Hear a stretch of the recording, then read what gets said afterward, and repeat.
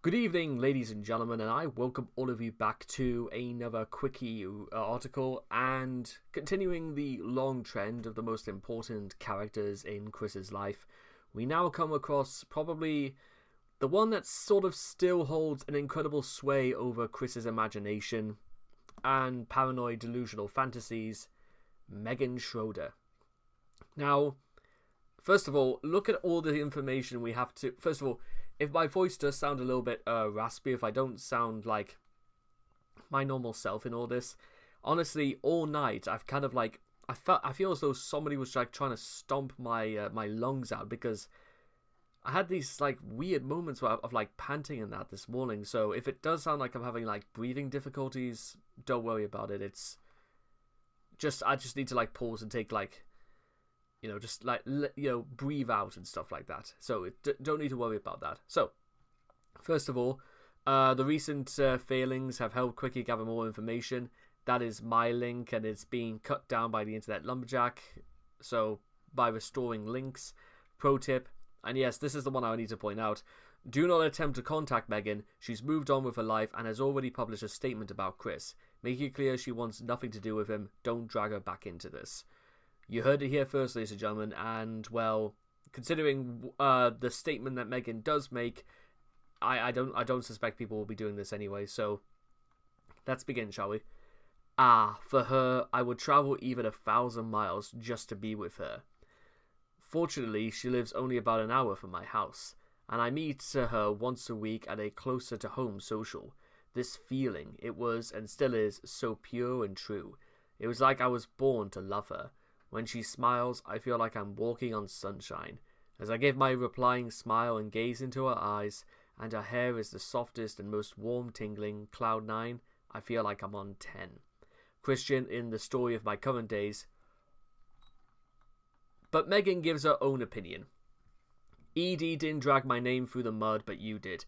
I don't know. I can't keep disgracing myself with forgiving and forgiving. I have some pride, you know. I've forgiven you so many times before, it's just getting irritating now. Even I have my limits. Yeah, so you can work out that Chris is, well, there are reasons why Chris was not reciprocated, especially when it comes to gal pals who weren't trolls, and you're about to see for yourself. So, here we go. Meghan Schroder, born 23rd of July 1986, is a former gal pal of Christian Western Chandler's, with whom he had perhaps the closest relationship with anybody he's ever had in his life, and previously one of 4 potential sweethearts that Chris met that wasn't a troll, a fictional character, or, sadly, his own mother. Chris first met Meghan in the summer of 2004 at The Game Place, where she and her brother John were regulars. Meghan and Chris became good friends, but Chris, being Chris, completely misread their bond as one they could blossom into a true and honest romance. Meghan repeatedly tried to set boundaries that Chris either misunderstood or blatantly ignored. You want my advice, ladies and gentlemen, dating advice? Don't do this.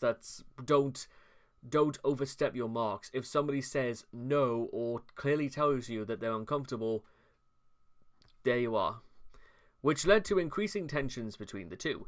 This reached a boiling point during the early days of Chris's feud with Encyclopedia Dramatica, in which Chris drew a pornographic image of himself and Meghan.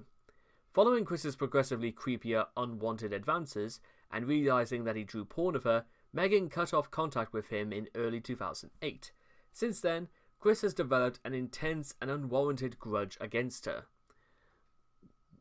Well, in case you're wondering, it's more or less because Meghan just wouldn't let Chris have his way with her. That's practically the only reason why Chris is pissed.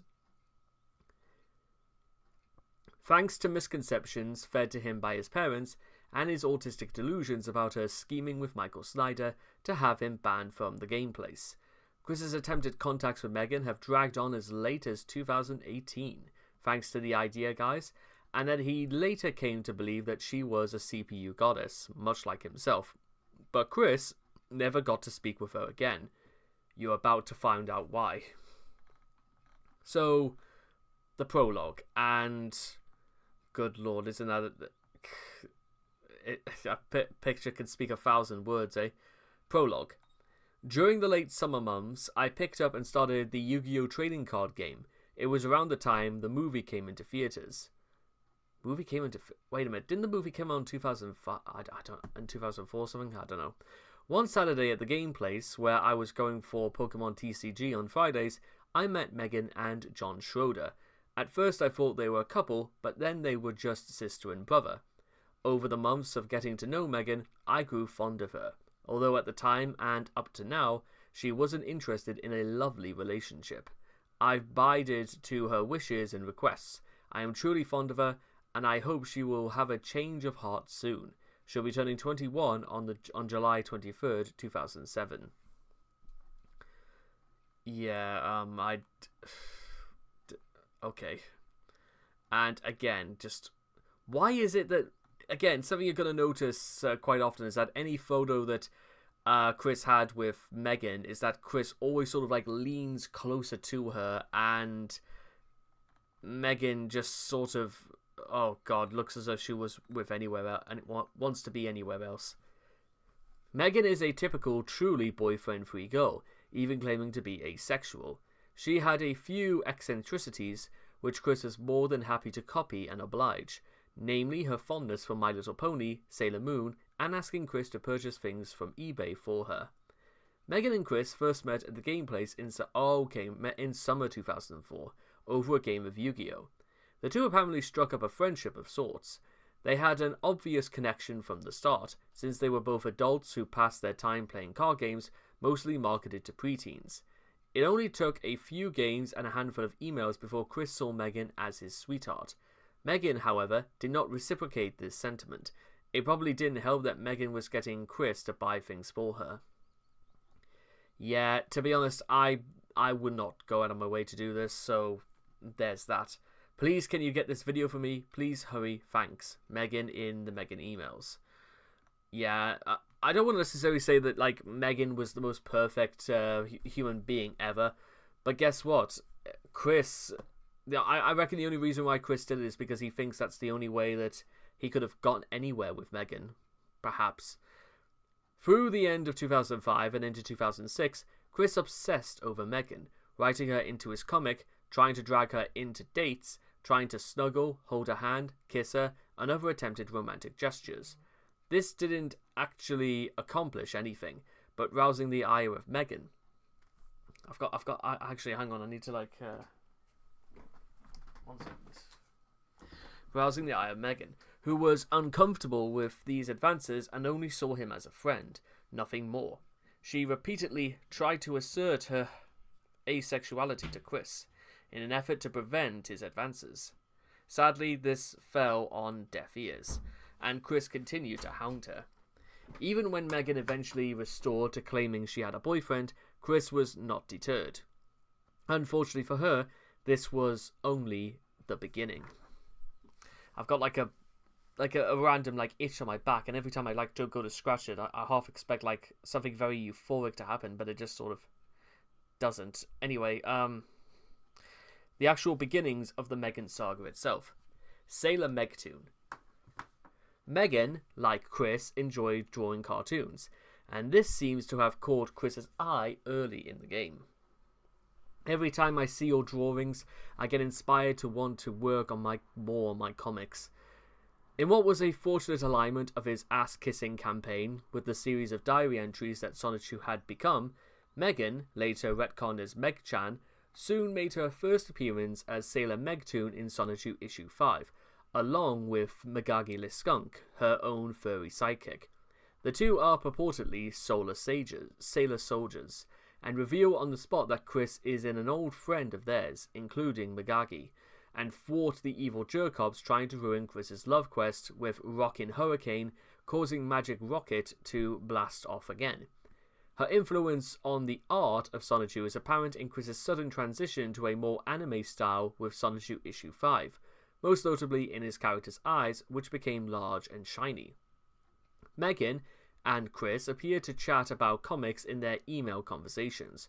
Chris critiqued some of her story ideas and ran the plotline for Sonichu issue 6 by her, including a bizarre offer to write in Meghan's own imaginary daughter. While Meghan probably found the whole thing harmlessly eccentric at first, Sonichu issue 5 managed to create some drama pretty quickly upon its release. Meghan undoubtedly flipped out when she saw her character getting romantic with Chris, as well as being portrayed in a sexualized manner. Chris completely failed to comprehend why she was so angry, but did a retcon a couple of pages to tone them down. This did not placate Meghan, however. Then, Chop Chop Master Onion Wraps Showdown. In any case, I loathe Adam and his sister. Okay, since we basically covered a lot of this yesterday, we may as well just explain this very quickly. Chris tried to enter a contest in order to take Meghan and himself to the Penny Arcade Expo. Adam Stackhouse won instead, despite Chris's low efforts and high efforts to cheat. And, well, Chris eagerly entered the contest, and Meghan didn't care anyway. Even when Chris began whining to her and others about how Adam and everyone else except Chris has somehow cheated, Meghan didn't care either way. This childish behaviour, however, eventually resulted in Meghan losing his temper with Chris. This is the only important things worth noting, reprimanding him for his selfishness and inappropriate behaviour.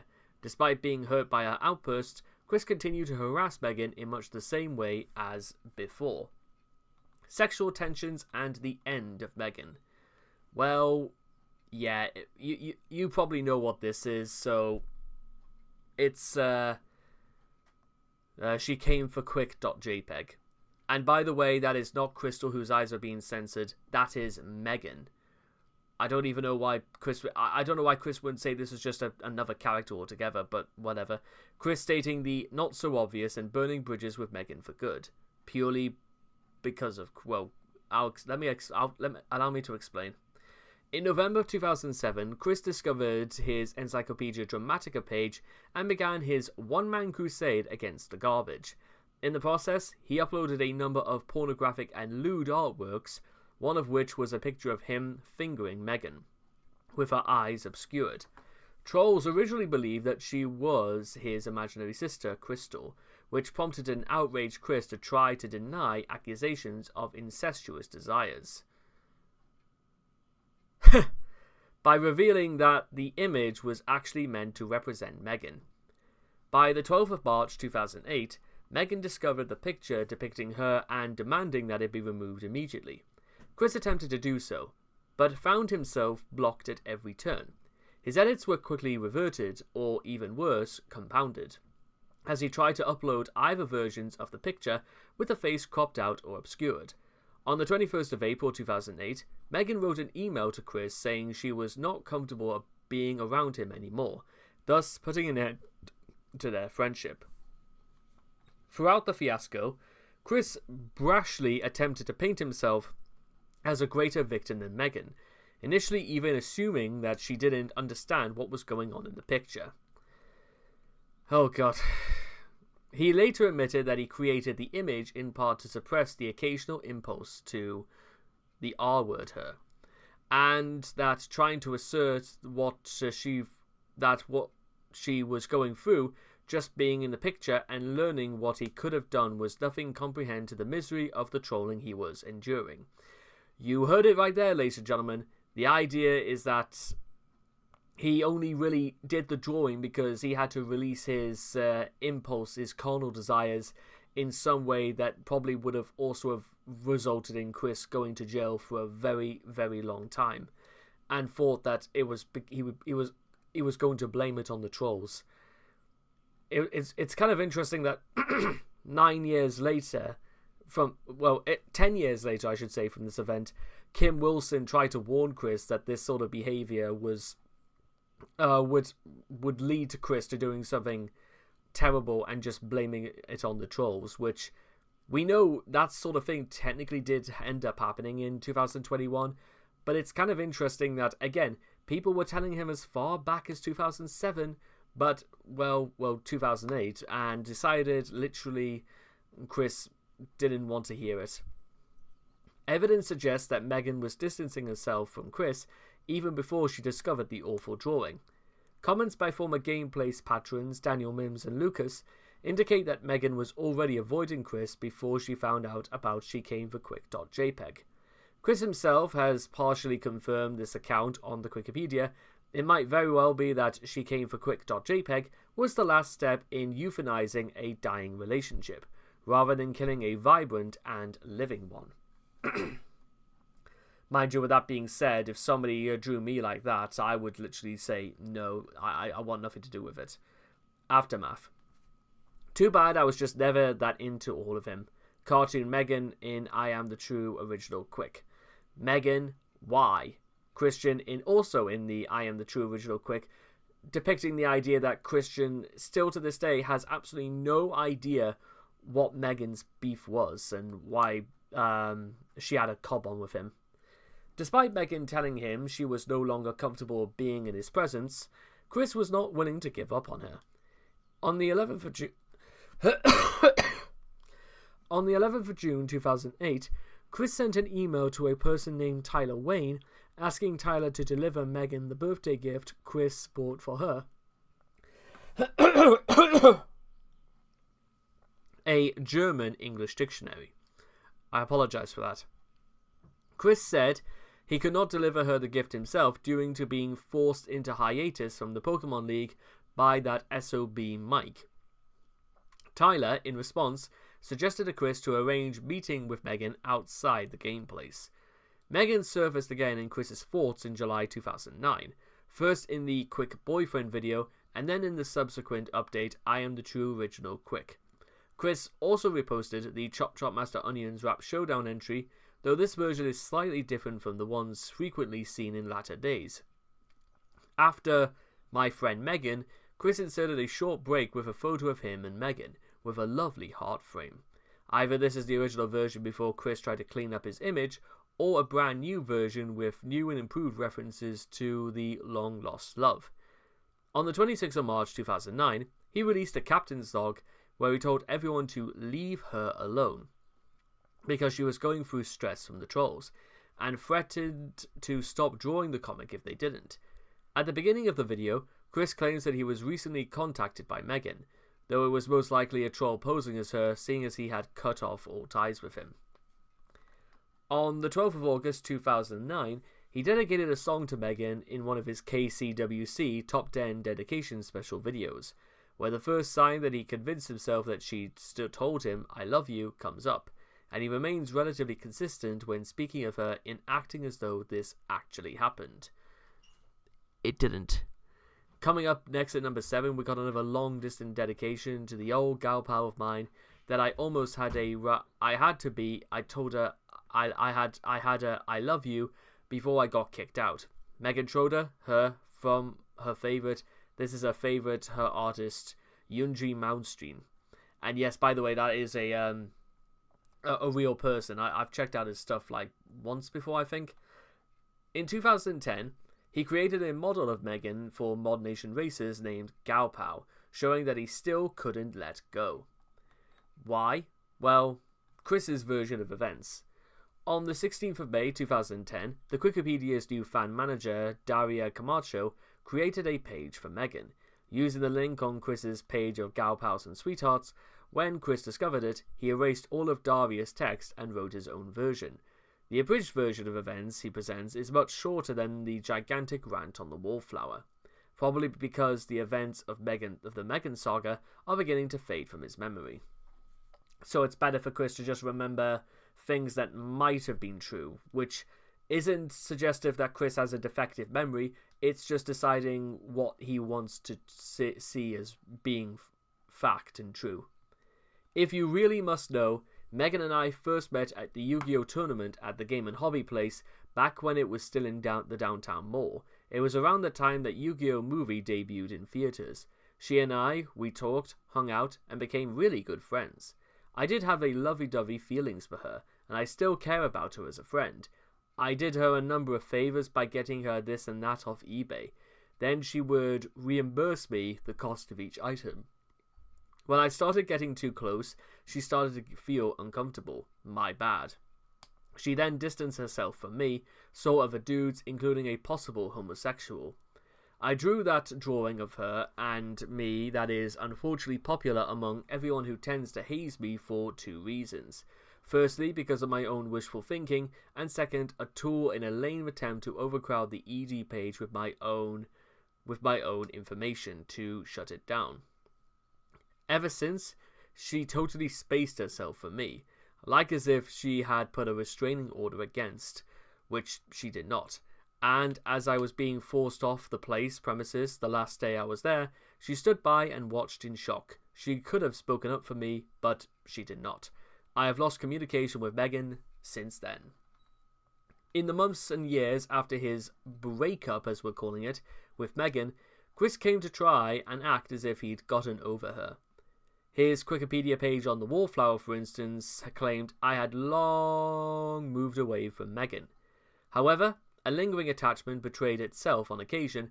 The archive of his female acquaintances on the Wikipedia noted, I still miss her sometimes.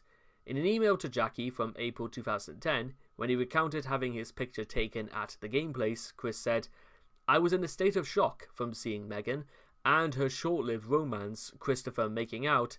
That should have been me. Chris, you're not that guy, and you're not Dolph Ziggler either. Get over yourself. And also the comment where Chris said that apparently Meghan was possibly seeing a homosexual. That I don't really know where Chris thought about that, but even if that was true, it's an encouraging state of affairs when you know that Chris's own worst sort of enemy would know better than to treat Meghan better than what Chris could have done. Just saying. The blame game. The Matthew Noble call of August 2010 revealed that Barb and Barbara disliked and disturbed Meghan, believing that she conspired with Michael Snyder and some homosexuals to get Chris banned from the game place. Barbara also mentions how Meghan lied about something, suggesting that she believes Meghan to be a troll. It is possible that this belief originated with Chris, as in his correspondence with Katie Bay. He lists Meghan as a possible troll. His reasoning was typical Chris. She had a vagina and didn't want to give him access to it. He also appears to have confused her with another white female brunette that placed on a sign on his lawn on Halloween 2008. Chris doxes Meghan. This just gets worse and worse, doesn't it? A series of leaked Facebook postings beginning in February 2012 revealed Chris' ever-growing pathological and extreme hatred for Meghan. His animosity for Meghan supposedly grew much more out of vitriolic after buying into his parents' complete baselessness belief that Meghan was responsible for the hate and smear campaign against Chris. Everyone, I have most urgent news. It is final in my mind from my mother as an eye and ear witness of her consorting with Michael Snyder, long before November 2007. Meghan Schroder is the seed of the whole hated smear campaign against me on the internet. If any of you all know where she is, or have clues of her or her brother, current whereabouts, please inform me on this war. Post haste. She is needed brought to me, my mother, and our attorney. For great questioning and a huge peace of mind, thank you. Christian W. Chandler. February 18th, 2012. In the following days, Chris posted her contact information that in hopes that his friends would troll her. Thankfully, this effort was not successful. On the 4th of April 2013, Chris denounced the game place and called for Meghan to be jailed and beaten up, describing her as a vile, wicked, traitorous bitch. A rare display of hatred upon a woman not seen from Chris since Mary Lee Walsh. Judging by a 20th of July 2013 Facebook post, Chris seems to be holding Schroder along with Snyder to be the main culprit behind the various misfortunes he had over the years.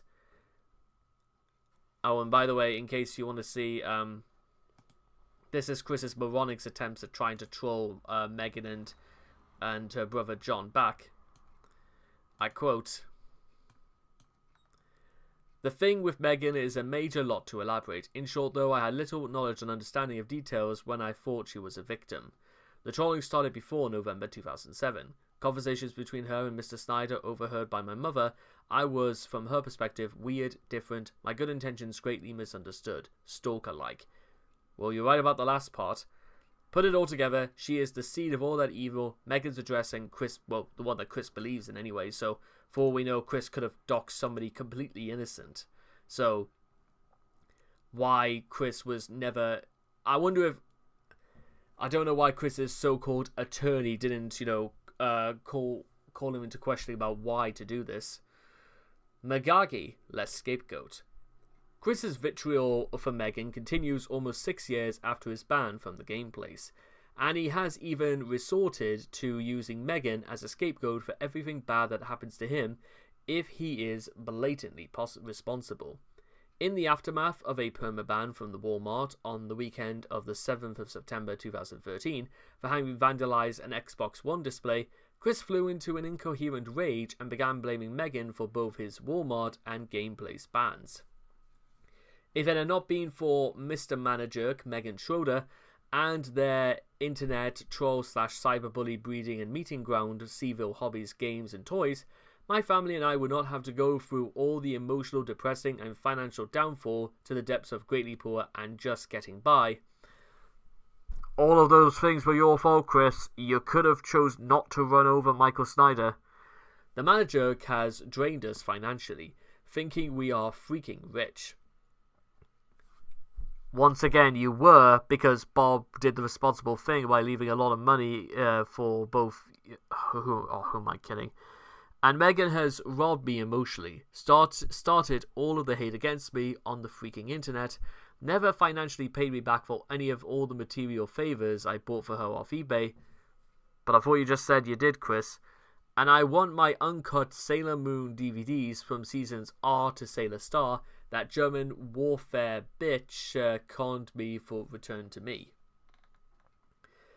On the 24th of September 2013, Chris claimed in a Facebook post to have received an email from Daniel Mims about Meghan's current whereabouts. He now clashes with her with the witch, Mary Lee Walsh, and the bastard, Michael Snyder, and makes 3 Lego minifigures of them and shakes them together as a sort of punishment. Of course, the notion that Chris can perform sympathetic magic to harm his enemies is befitting with his other delusions. Chris continued to use the Lego minifigure of Meghan as a totem to relive his anger for her, and it appeared a month later in detention at Lego Manchester High. On the 3rd of October 2013, Chris posted another rambling tirade directed at Meghan to Facebook. This time, Chris claimed that Meghan Skunk, Meghan's cartoon character that she probably doesn't even remember making, told him that she is deeply distrustful, and agrees with Chris that Meghan should have never been born. Additionally, as if she would even care, Meghan's Sailor Megtoon powers were revoked by Chris. On top of reiterating the previous wrongdoings by Meghan, Chris has proven nothing at all, except perhaps that he suffers from some sort of mental illness. Was it only by this point that they were willing to say that Chris had issues by that point?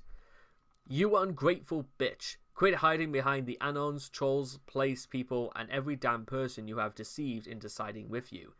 By the way, I have checked with Meghan Skunk. She feels deep distrust in you. We mutually agree that you should have never have been born, even if it meant that she would never existed. Also, your Sailor Megtoon powers, I created them for you. I have taken them away from you. You say, and the other Sailor Scouts would have been most ashamed of you. Your guess is as good as mine as to whether or not Meghan cared or even knows what's going on. And by the way, I pray you have been having really bad luck, feeling paranoid of everyone, and shakingly stressed because I continue to leave your minifigure upside down and shaking with the witch and bastard. And I have been feeling the very same grave emotions myself for the 6 long years, you damn dirty bitch. Chris ended his first rant with a comment reading, "Nobody else comment this post," possibly because he's tired of having his atrocious behaviour called out by even the most ass-patting of his friends. The following day, Chris focused all of his blame like a laser beam on Meghan, insisting that she is responsible for the quickie, virtually all of his bans, the theft of his Sailor Moon DVDs yet again, and astonishingly, even the fact that he lacks a sweetheart. That's right, not only is Meghan the one who's responsible for everything Chris inflicted on himself, but also Chris will only forgive Meghan after he gets unpaid China he feels entitled to. I will only forgive Meghan and remove all curses upon her when she apologizes to me in person and face to face, when the quickie, its form, and everything else against me on the freaking internet is gone, when I am not banned from anywhere. when I get my original uncut Sailor Moon DVDs returned to me, when my good name is cleared of all of that bad, and when I have my female sweetheart forever, and I am not stepping down beforehand. Apparently, 9 minutes past 10 in the morning. Interesting. Meghan, the Queen of the Trolls. Roughly 2 hours later, Chris posted another Facebook message. While seemingly intending to explain the methodology of Meghan's master troll scheme, to everyone else, it actually reads more like valid commodities of Chris's obnoxious behaviour by his peers and authority figures. Finally, Chris reiterated his desire not to hear any criticism from his friends, instructing others not to comment on his post, and challenging Meghan to face-to-face meeting. Whether Meghan cares enough to challenge, in person, a delusional 31-year-old who lives with his mother remains yet to be seen. Meghan, I know you and the place employee continuously conversed and conspired against me. Christian is so weird. Tell me about it. He hangs out onto me, touching me, clinging me onto my every word. Ugh. I cannot stand his shouting outbursts that echoes in my head after both of those times he's stressed out. I want to just kill him. Destroy his goody two-shoes nature, soul, heart, and all that shit my mashed potato grenade could shatter. But leave his body intact, so I'm not committed for murder. I just want to ban him from my store forever. I got it. Let's get an embarrassing photo of him, post it online, and put him to shame forever. Mims and Lucas are tech freaks. Let's enlist them. Yeah, Chris will be banned from your store based on the hyped up Mao online reputation. He will be out of my life forever, pending possible nightmares and night terrors to come. But who the fuck cares? His autistic, fragile mind will shatter along with his heart after I kiss my homosexual fake boyfriend in front of him. Ha ha ha ha ha ha ha ha ha ha. That's... Yeah, look, if I would almost have said that if this was the point that I started to know about Chris, I would just decided, no, this is embarrassing, and just sort of left him alone. I am onto your game that took away 6 years of my life and destroyed me. You either pay me what you owe, or I continue to curse and haunt you with my father at my side. One small problem, Chris, is that your father was dead for nearly 2 years at this point. Yeah. Sad but true. Chris later deleted the 2 posts prior to this one. A few hours later, he deleted this one as well. In late 2020, Chris, while possessed by Sonichu, revealed that he no longer believed Meghan to be a troll, but that Chris was to blame for all the very stupid impulses and mistakes that ended their friendship. It only took Chris like nearly 13 years to know this? The hell? This seeming forgiveness may have been spurred on by his belief that Meghan is a CPU goddess. It also shows Chris's self-serving memory in action, considering that she was justified to feel uncomfortable at his unwanted advances on her, and understandably creeped out by she came for quick.jpg. Years later, so this goes further and further. I just say let her, wherever she is, live her life, and I'll just stay here. Living mine, it's all done and over with. For some reason, Chris is under the impression that this is only over when he says it's over. On the 26th of January 2016, in the second Cat Night interview, Sir Arthur Spatchcock brought up the topic of Meghan and the grudge Chris had against her. Chris claims that he has finally gotten over that grudge, wishing for her to be left alone to live her own life. In February 2017, Chris looked up and browsed through Meghan's Facebook account, sharing one of her drawings to his own account. When asked by Kim Wilson if they were friends again, Chris responded, "Not quite. I just gone through my past and recent send friend requests. Found Meghan Schroder, and I liked her cover photo. It's cute. She has a few cute dogs too. At least she's doing okay, as far as I can tell." The act of searching for his ex-gal pal came just 4 days after Chris posted about his feelings of nostalgia for his friends from Manchester High. Meghan was asked about Chris on her Etsy page on July 1st, 2017. This was her response. "Hi, thank you very much. Unfortunately, with Chris, he never learns from his mistakes. He refuses to accept any accountability. When I heard about the house fire, I thought maybe it was a blessing in disguise that he would start a new, better life with a clean slate. But from what I hear, no. He still begs for money and spends it all on Legos. Well, thanks for the good wishes. I really appreciate that. On the 9th of October 2017, Chris once again looked up Meghan's Facebook for her online store and left a comment on it. I just wanted to tell you that I like your craft and you have become a lot more talented over the years. Many blessings to you and your family. This post was later removed.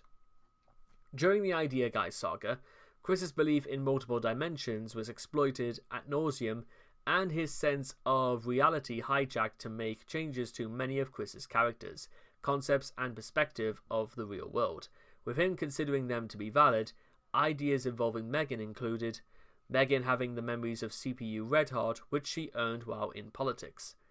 On the 19th of May 2018, a full decade after Meghan cut off all communications with him, Chris issued a public apology to Meghan and her brother and expressed his desire to reopen old wounds by speaking with them. I want to once again humbly apologize to Meghan and John Schroder. I know I did you all wrong back in the day, but time heals all wounds. It would be nice to hear from you with just a simple hi or best of luck. After all these years, I still need closure. Why Chris needs this, I don't really know. And why is there any I would like to have said everything that happened back in the day was fairly conclusive, if you ask me. When asked why he would issue this apology publicly when she clearly does not want to be associated with him, Chris has responded that he had no choice because she blocked him on Facebook. On the 17th of October 2018, Chris declared on Twitter that if he and Barb received enough donations, he would drive over to Meghan's house and take Barb and his Polly Loves with them. About 19 minutes later, he backtracked on his claim after learning from the captain that Meghan possesses guns. And apparently, Meghan wanted the captain to make sure Chris knew this. In the Sons of the Miscreants chats, MKR Night V claimed that Chris wanted her to befriend Meghan in order to help him resume communication with Meghan. MKR declined to get involved out of concern for Meghan. On the 4th of April 2019, a trailer for the documentary Chris Chan vs. the Internet was released, which featured brief footage of and a narration by a brunette woman, shot from behind, speculated confirmed to be Meghan herself. Gino Samuel claimed that Meghan actually wanted to physically reunite with Chris, thinking it would be fun. The film's director, Joseph Draft, vetted this, feeling it would be too corny and forced. Nort claimed both that Meghan later requested that her footage be cut entirely from the film, and that Draft destroyed the hard drive itself containing the film's only known completed copy. On the 20th of September 2020, in the Watchmen Discord server, The Place, Chris, while role-playing as Sonichu, described having an emotional breakdown over his perceived issues with Meghan. Mama off and on would also see Meghan in her dreams, simply being there. An awkward moment, and Mama's impulse was to back away and leave her be. Now I can move back to last night. While trying to fall asleep after hitting the hay around 1:30 a.m. for hours, Chris Core kept on thinking about it and searching further into these emotions and all. This body cried a lot, and yes, I've had to blow its nose. Additionally, Chris further describes his past with Meghan, reiterating his desire for a face-to-face, heart-to-heart chat with her. Near the end of the chat, Chris once again claims that Meghan is the CPU goddess Redheart of a rare Nintendo console only released in Germany. On the 5th of November 2020, in another chat in The Place, Chris described the coverage of Meghan in the Chris Chan YouTube series Beneath the Bridge as a real mixed bag, admitting that he had been cringing and crying throughout most of it. The multi-part vids about Meghan were a real mixed bag. More than half of the time, it hit in the nerves and its core in the body. Some cringe, a bunch of crying, and so on. On the 7th of January 2021, Meghan was asked if her association with Chris and the ensuing status of minor internet celebrity that came with it was ever thought about. she gave a true and honest response, saying that she doesn't even think of it. On the 25th of March 2021, in a yet another chat in the place, Chris, whilst role-playing as a psychic detective, brings up Meghan, having narrowed down the supported victims to one of two. Chris claims that Meghan will need extra defense. Kyle and MKR quickly discourage Chris from considering this further, saying that Meghan has a gun and knows how to defend herself. I'm not finalized which of the two, but the victim is either in California or Virginia. And Meghan Schroder in Virginia here is one who will also need some extra defense on her part during this present time as well. In the 17th of October 2023 video, Setting the Record Straight, There Was Never Any Sex Involving Me in 2021, Chris singled out Meghan during a segment in which he complained about people blocking him, saying that she and others had had their chance to actually be kind and compassionate towards him. It's like we go back and forth about things that Chris is willing to forgive Meghan for, then will blame her the second, while Chris doesn't seem to own up to any of the things. Like, Chris never said at any one point that She Came for Quick was entirely Chris's fault, and Chris never even gave any reasoning about why it was a bad idea. Interviews. During January 2019, a YouTuber by the name Monkia Basby interviewed Meghan over Facebook. Basby then put together a video narrating the chat. Can we, like, how long is this? Okay, so it's like only a couple minutes, so I suppose we can watch this. It was accidentally, but I messaged her on her business page because apparently she's in business now, and I'm like, cool. And she asked me to talk to her on her normal page, so I did. I found her. And I asked her, so I'm sure that you know what I want to talk about, things from past events. And she said, oh yeah, Chris. And I told her, like, I'm very drawn into the story. I've been covering it on YouTube, and I figured it'd be cool if I could contact you to see how things, like, how you feel about it nowadays. She goes, well, honestly, I don't follow his antics at all. I've seen a few recent things from someone alerts me that he's doing things regarding me or whatever. And I asked her, well, were you ever really friends, or did you just feel pity for him? And she said, no, I'd say despite his advances, it was a good friendship. He was a lot of fun to converse with. People think that I was using him for things, which I've heard. A lot of people say that she's just using him to buy things for. But it's been like 15 years. What would she gain from lying from this? People think that I've been just using him for things, and I always present him gifts for his birthday or Christmas. Things from eBay, I would either give him cash or just, like, give me a trade for mangas or DVDs or whatever. And I said, did you ever think you two would reunite? Do you feel about... I'm tired. How do you feel about being a part of all this and having a fan base? And she said, I didn't know I had fans too. You do. Personally, I think it's best to stay away and not be involved with him again. I said, yeah, you have a fan base, and you're definitely the saddest part of the story, in my opinion. I do generally believe that. Now, I know a lot about some of the upcoming stuff that's coming for him, but I will say Meghan was the part where it started going downhill. She was the beginning of the snowball effect, and I think that's when the rock bottom starts to come, if you know what I mean. Because that was like the last real friend he had before he fucked it all up. Okay, where was I at? But comparing him now, I'd say he was definitely more normal during my time with him. That's saying something. How many others have contacted you over this? Oh, I couldn't keep count. It's always been through Facebook as well as XC. It's always half and half of condolences and trolls, means trying to get a reaction or reply out of me. I told her I was just fascinated by the whole thing. I'm happy to have contacted you and have you take time to take part in this. And she didn't mind. I was very awesome. I was very like, damn, that's cool. I was wanting to interview her on Discord so I can record her voices talking about it, but I honestly didn't think she would know how to use Discord. I'm not saying anything bad, she was a little bit older than me. I don't know. Also, it was like 9:30 in the morning, so I told her I was sorry to bother her and understand this might be affecting your life in a negative way because I understand about the artwork and stuff. And she said, well, not necessarily. I made a couple really close friends because of it. I think there's a misconception out there that the whole thing traumatized me, which isn't the case at all. That's good. that was actually something I was curious about. And I asked her if she still enjoys Sailor Moon, Yu-Gi-Oh, and My Little Pony. She said, I have a Sailor Moon collection, but I don't actively collect it anymore. It's been both a hobby and an investment. A few dolls I have sell on eBay now for $500 each. As for Yu-Gi-Oh, Pokemon, and MLP, My Little Pony, I sold those off years ago, although I still play 3DS games and have a few Pikachu plush, but I'm not into the whole anime fandom thing. Okay, fair enough. I asked her, do you still remain in Virginia, or did you escape? She said she's still in Virginia, and she has done some traveling around and overseas.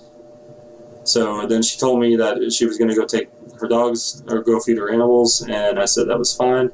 But then Yeah, so what I could honestly gather from, like, so much of this is that it was probably for the best, and that Meghan basically got away. So this is, like, just, like, the only thing worth adding to this is the actual, like, transcript and also the gallery of artwork done by Meghan herself, which, credit where credit's due, it's actually really kind of cool, actually, considering this was done like such a long time ago, and again, made in '96. And well, of course, there's art depictions of Meghan by, well, art of Meghan by Chris, and well, it is what it is, and something under miscellaneous. So there we are, ladies and gentlemen. That was,